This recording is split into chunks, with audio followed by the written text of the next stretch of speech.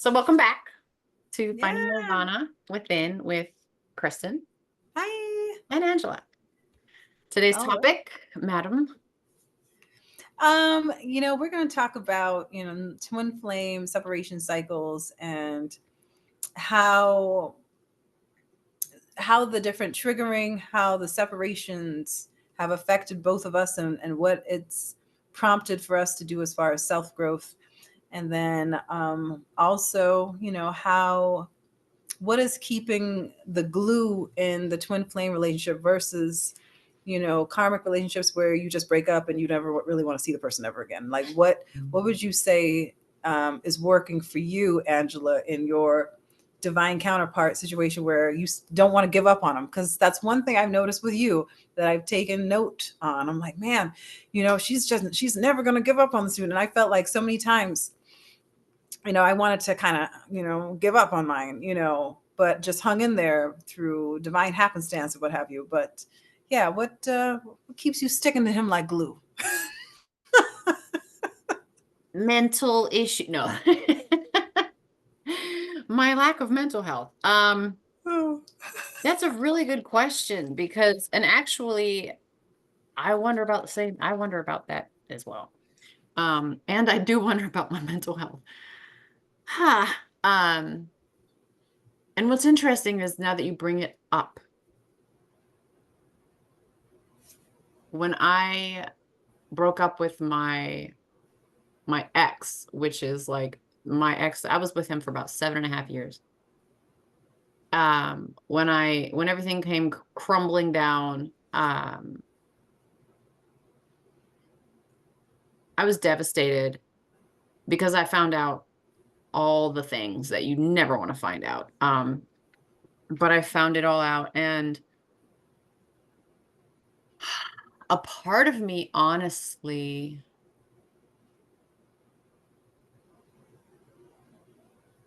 almost kind of had the same hope, but I think what it was that solidified it for me was he was a liar and a cheater. Hmm. He was disloyal and he was disintegrous, I believe is the correct word. Um, and if my person now, if I had found out that he had betrayed me like that and cheated, I think I would wash my hands of him Hmm. a lot easier. And just be able to completely just be like, whatever, you're just like the rest. I can write you off. Bye. Yeah. Um, and I think what has always stuck with me is that I don't know. It's something I just can't shake. Yeah. And it's something it's just, and it sounds cuckoo for Cocoa Puffs because it's like,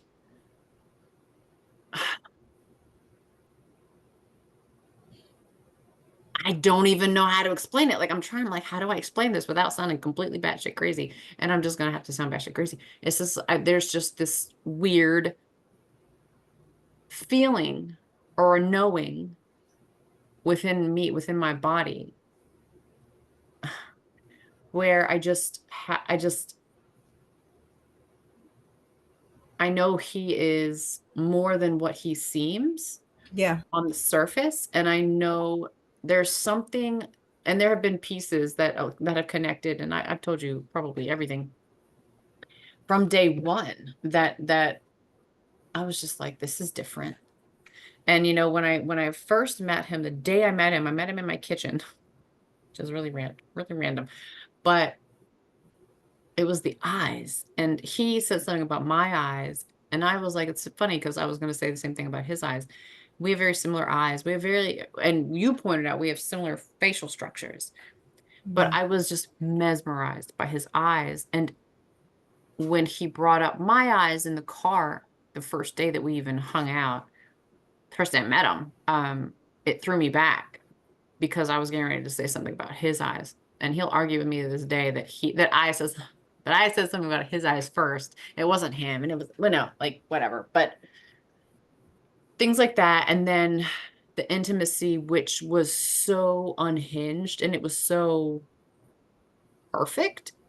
It was so Yeah. weird. And I was just like, how does this person know me? Yeah. It was weird because, the initial intimate meeting, Yeah. And count. right? Yeah. Um, I'm taking into account people who are in the area. Oh, it's headphones. No headphones. No, no worries. It's Oh, okay, cool. yeah, Okay. yeah, yeah. No, that's what. Yeah, that's why I said. Okay, Tablet and cool. headphones. It's a whole Okay. world Okay. over there. Yeah. Good. Uh huh. Okay, perfect. Okay, then I'll talk.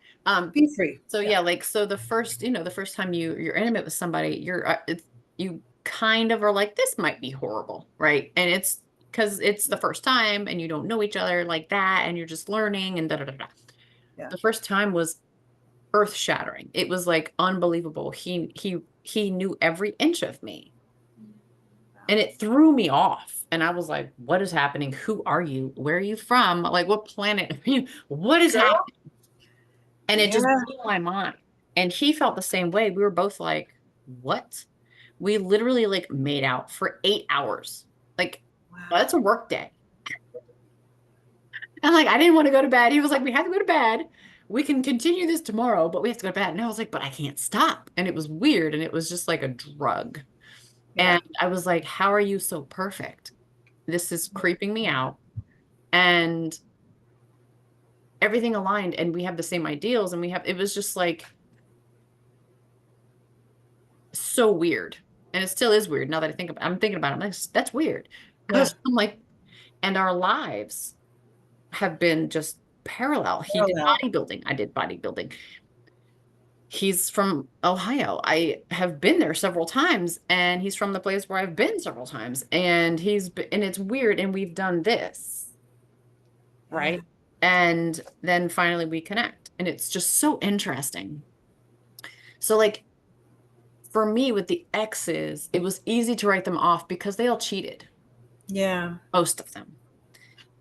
Sometimes I break up with them and just like this isn't working. But the major ones that I was with, like I've been the long-term girlfriend, like Yeah. high school sweetheart 3 years. Then I dated a guy for 2.5 years, and then Gary for 7.5 years. Damn. Shouldn't have said that, sorry. But oh well, the cat's out of the bag. The ex. That was 7.5 years. Um, Wow. That's a long time. I got to give it to you. yeah. That says something about you being able to have those kinds of lengthy relationships, whether it's forgiveness or hanging in there, a high tolerance level, a high forgiveness level, a high I A can pain accept you, tolerance. an unconditional love level, um, and it be dating still, you know? Yeah. Yeah. Yeah. Yeah. So Yeah. for me, I think that's the biggest difference. It's like I know his soul. Yeah. He feels like me. He It feels, feels like home. yeah, Yeah. yeah. And that's really weird. But there's just all this junk, right? That's kind of encrusted around it that I'm trying to like, Peel back the layers to the real person that's behind all that. Yeah. it's like a lender's bagel crust, right? It's really hard on the outside and it's like soft and goopy on the inside. And Yeah. I'm just like hammer and chisel. I'm trying to get through that crust. And I'm like, are you in there? You were in there in the beginning. You were my Girl. guy. And it's always like that in the beginning, so enchanting. Always. It's like, oh my goodness, it's like Girl. I'm riding in a pumpkin that turned into a carriage, and you've got the glass slipper. And Absolutely. And you know what? And they're always like, oh, nice guys always finish last. Nice guys. And it's always the guys that are like the sheep, right? It's in the sheep's clothing, the wolf in sheep's clothing. They're always like, yeah, oh, all the nice guys always finish last. I'm like, they all say they're nice guys. Nobody and comes out the gate like, I'm a piece of shit. Nice to meet you. Like, oh yeah, that's not how like, no, goes. it never goes that way. Yeah, Everybody's a nice guy. until they're not. That's Until they're not. Yeah. so what about you? Because I know I think you've got a little bit more fun stories than I do, but Um. Yeah. I mean, You know what? I was thinking about writing a book. Maybe that's what I need to write a book about. exes. 125 first dates. you know, Do you have that any, didn't go do you have anywhere. like crazy ones? There's one that stands out to me that I'll never forget. Because if anybody truly knows me, they know that I'm really earthy. Mhm. But if they're catching me on a day where I'm really taking care of myself, they might think, "Ooh, well, la di da, it's the Queen of Diamonds." And that is, and that is actually my cardology card in cardology, is that I am the Queen of Diamonds. But when you read what she's really about, she is like she can appear that she has diamonds, but she could really just have pebbles. But she Oh, has a way of turning those pebbles into diamonds, or at least looking like them. okay.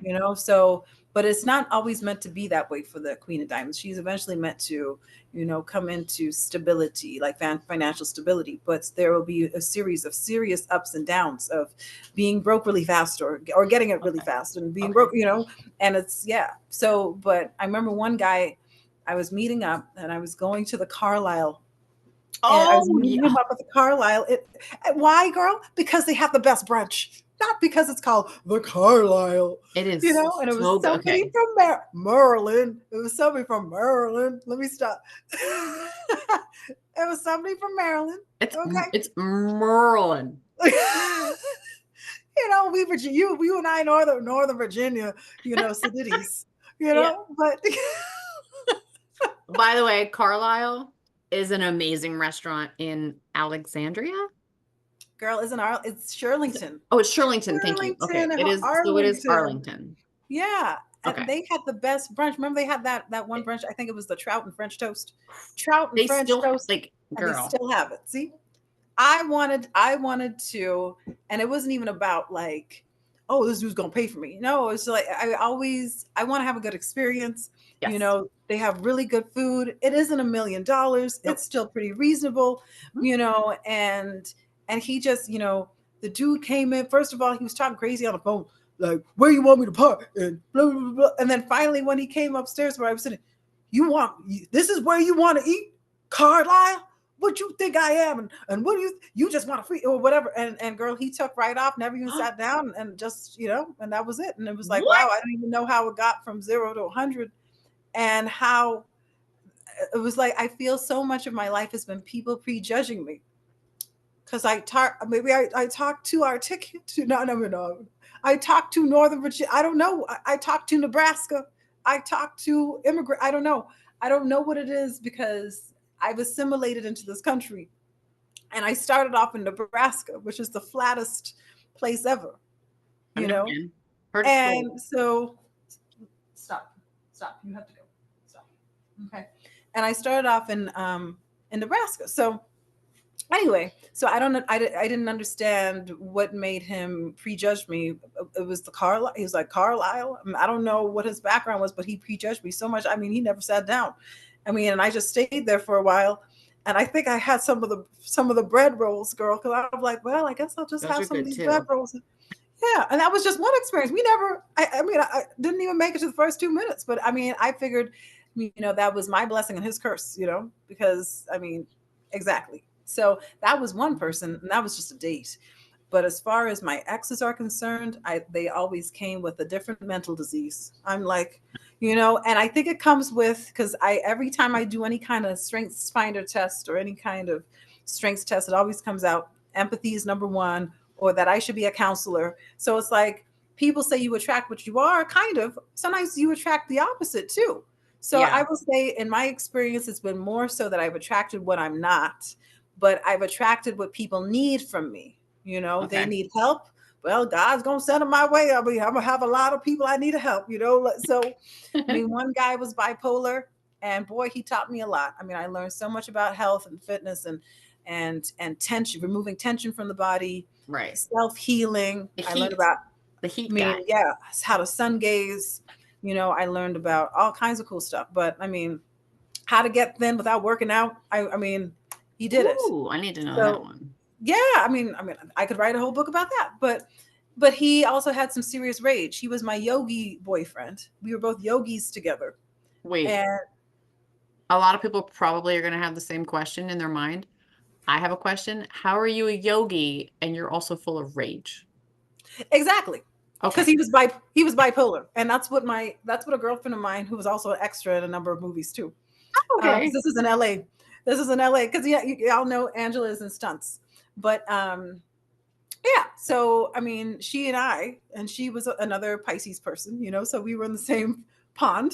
And she was like, she asked me the same thing because I was living in LA at the time when I was dating this guy, Okay. and she was like, how is he so angry yet? He's supposed to be this yogi, you know? And I'm like, you know, this is a sensible question to ask. However, when we're dealing with mental health, oftentimes it's not about what's supposed to be logical. It just is about what is. The person has energetic issues, Right. hormonal imbalances, Mhm. possibly genetic disorders, and other issues like unresolved pain and anger, possibly all mixed into one. And now it's labeled a mental disease. You know, it's Yes. a right. You know, so it wasn't something that he was so conscious of, like, oh yeah, you know, I'm supposed to be a yogi, but you know, I'm supposed to be. No, he went from 0 to 100. I would tap him on the shoulder and say, "Hey, babe, aren't we supposed to go look at this apartment together?" And he would go, "How dare you wake me up?" And you know, and do all this craziness, you know, and like be in such a rage. And I was just like, "Well, goddamn, I need to live by myself," you know. Yeah. And it came to that shortly after that time, but you know, it always, like how he said, it always starts out with them being so kind. And so I mean, the way it first started out was, I mean, we lived in separate cities. I would go to yoga regularly on my own in a different city, and he would call me and say, "Hey baby, how did yoga go today? Did you have a good time at yoga?" You know, and he's like, "Hey baby, how did yoga go today?" You know, and sound just like a yogi. You know, fooled the hell out of me.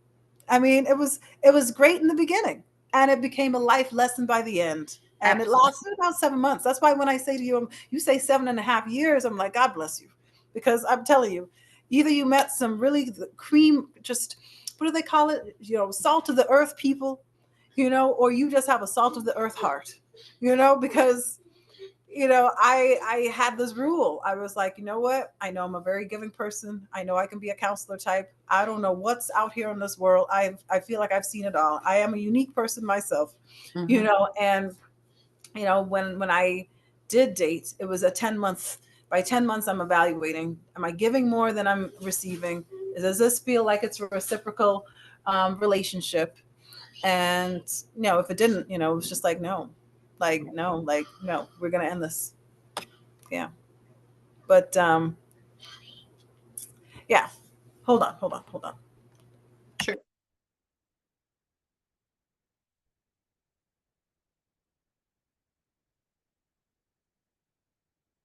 I feel like there should be a Jeopardy theme playing.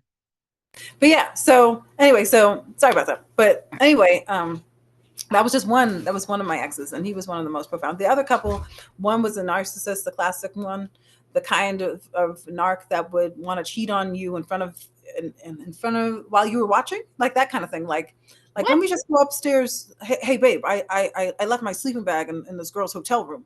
You know, let me go upstairs and get it. Some shit like that. Okay. You know, yeah, it's some, yeah. Sure. And you know, even back then when I was in my 20s, I peeped game, man. I was like, you know what? Well, let me come with you. Bro. I mean, What? that was That like please my. don't tell me that that was an actual thing someone said. It was something like that, Okay, and good. he just happened to be from the bodybuilding realm of things, and I'm like, yep, this is classic. That's that classic narc kind of. Okay, so okay, when you say the bodybuilding realm, that changed it a little bit and made it like, okay, I can see how it could be believable because I did when I did my what competition was it? Where the hell was I? I don't even know where the hell. New York? No. I don't know I don't know where I was. I don't know. Anyway, I was staying in somebody's yeah, it was New York. I stayed in a friend of mine's hotel. I slept on the couch. Yeah. He slept in the bed. That was it. Like absolutely nothing. Nothing. But so then when you said bodybuilding, I was like, all right, yeah, that muddies the waters because I've done some weird things that could look bad. It can be blurred lines easily. I Absolutely. mean, with the tanning and I Oh, mean the spray girl, I have tanning. been up. I mean, I mean, I could tell you all the details. Being at, oh, you're at your coach's house. Oh, I gotta get tanned. How is that gonna work out? Do you Even know the 7-year ex? He came over to my house upstairs. And my coach at the time, Yo-Yo, Jonas, he was tanning me in the bathroom. And he was just like, oh, hey. Because I told him, I was like, he's gonna be tanning me. And I'm like, I mean, I'm yeah, in my sports bra everything, and like every literally girl, just it's everything. underwear, my thong. Oh, okay, yeah, Just, yeah. and he was like, oh, this is him. Nice to meet you. He's like, all right. He's just Oh wow. he was just like, oh, You'd hey. be surprised, like most of the time the significant others wouldn't show up for that. Everybody was, just there with, your It's a coach. weird, weird existence. It It really is. is weird. And then I think not enough people have enough integrity from the things that I remember or found out about, Coaches. all of that, all of that, all of that, and when I was young, I dated a coach and had to find out the hard way. I'll put Ooh. it like that. I will put it like that. And it was at a time where I think I was going through one of these karmic cycles of learning my self-worth. So when we Hmm. talk about mental diseases, you know, there's some of that in there where there's some psychopathy going on where people want to ask for other people's numbers in front of you and they think Yeah. that that's okay. I think that that's respectful. Right. There was that, so it was the bipolar guy, the classic narcissistic guy, the one who was community, what, and yeah, I mean, yeah. And then people could say, well, Kristen, you attracted all that. I grew up in a household where I was a burden. I was not poured into. Mm. I was not respected. I was not valued, and Mm. my feelings didn't matter. Mm. So if you have all of that mixed, and it was, what's the word? Very, it was abusive. It was abusive. Right. So if if you mix all of that together, it can be a long healing journey, and it could be really hard to pinpoint who is not healthy for you when you do get into relationships. And thank goodness for me, the one thing I always felt Yeah. like I had that really helped me was self-awareness. Hence why I would do the 10-month thing, because I'm like, I know my background, I know I can't see certain things, I know that I have illusions Yeah. because of what I've lived and gone through, and I have subconscious. I'm still working on my subconscious mind, trying to figure out what's real from what's fake and what's right and what's not, and be in reality and Right. value myself. So that's why I would say 10 months, and even 10 months is too long, but at least it was long enough for me to absolutely know I have no regrets if I'm moving forward and cutting this off right now. And I really enjoyed, sticking to that. Most of the time, yeah, most of the time, if not all the time, I stuck to that. Yeah. I double back to one person one time, and they helped me along, on my bodybuilding journey. But it was still somewhat of the same. But I can at least say that at the end of it all, that person knew who I was at my heart. They knew that I was a valuable person, Right. and came back around after I'd already left them long gone. I was like, I'm never looking back, But they've found me and let me know whatever that that wow, you were the only person that really loved me, or whatever, in a way that they never experienced before, which is Hmm. true.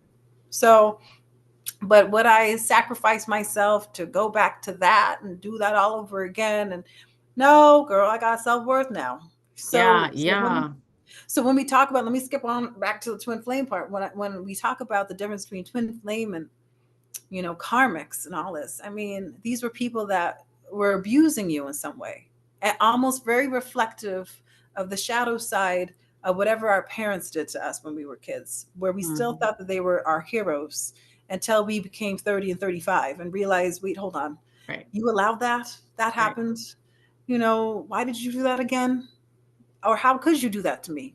And I didn't know, or whatever. And it could be really traumatic stuff. But Mhm. that's what I in my 20s, and yeah, and then a little bit of my 30s, it was that, even, I don't even want to say, my baby daddy, even him, I mean, it wasn't, he just wasn't present, he didn't value me, and he was just an absent person, and he wasn't the worst of them. He wasn't the worst of them. There were just sometimes with if I'm repeating something, he would say, "Hey, babe, let me go inside and get you these patties." And they were veggie patties down in DC somewhere. It was this really cool vegetable patty place. Wow. Anyway, and I said to him, "Hey, get me two of these and one of these." I told him, girl, I told him 5 times. He got into the place and called me back like twice to ask me, "What do you want again? Wait, what did you want again?" So I thought that, I mean, I won't say that that's a mental disease, but there were times where we were driving and I would say, "Hey, can you do this?" Or, "Hey, can you?" And he was just like this. I'm like, "Hey, can you?" Hey, and I'm like, "Is he present and you driving?" Yeah. He's driving and he doesn't hear me right now saying, "Hey, can you?" That's scary. Yeah. It's scary. Yeah. They just So, check out. Yeah. but yeah, I mean, I know. Yeah. So, but as far as a divine counterpart, it was always something there where, the glue for me has been like, wow, there is something more there. This Mhm. person has more depth than everybody else. They're a real person. There's me in there somehow, some way. Yeah. It's weird. Yeah. Yeah. So anytime I want to be judgmental, anytime I feel like the hurt me from all those other people coming up again, I have to think about, I see it, yeah. I have to think about, or feel about, wait, what's real and what's not? Because I know I have pain and, past wounds from all the times I trusted somebody, in past relationships and they turned out to be, no, I hate to say a loser, but I mean, if they, in so many words, they turned out to be not a good person Right. and really took me for a ride. And now, this person that I'm dealing with now, they have wounds too, but Hmm. they have more care for my heart, or at Right. least in the way that they say things to me, so that I'm not going to be hurt if there is a truth that is hurtful. There's a way that they're tippy toeing around trying to make sure they're not hurting my feelings. Right. Or if I do need help in a situation, they're trying to find a way, even if they may be going through something, to try and at least muster a little bit more, extra strength to help me if they are even in a bind. Right. Like, I mean, I could tell you when I was over at, me and my kid visited my twin, and he lived in not a penthouse, but like in an apartment that was almost like one. And my kid, I mean, he told me, he was like, she can't stomp and she can't do that. And my kid at the time was probably a toddler, like 3 or 4. And I had to be at work one day, working from home. So I could only kind of tend to her while I was doing that. And she stomped and stomped. His son came out and let me know, hey, she can't stomp like that. And you know what? Oh, I know my twin never told me, but I knew that he got a bill for $1,000 for her stomping. what? $1,000. This is in LA. Yep, in LA, on the nice side of town, right? First, for what? Why? For stomping, because that's the kind of thing that building would do. And he never told Because me. of He the never got up sound. because of the sound. Yeah, but we were at the top, one of the top floors, exactly. But whatever. I mean, it could have been $500. It could have been $200. Why 1,000? Who knows?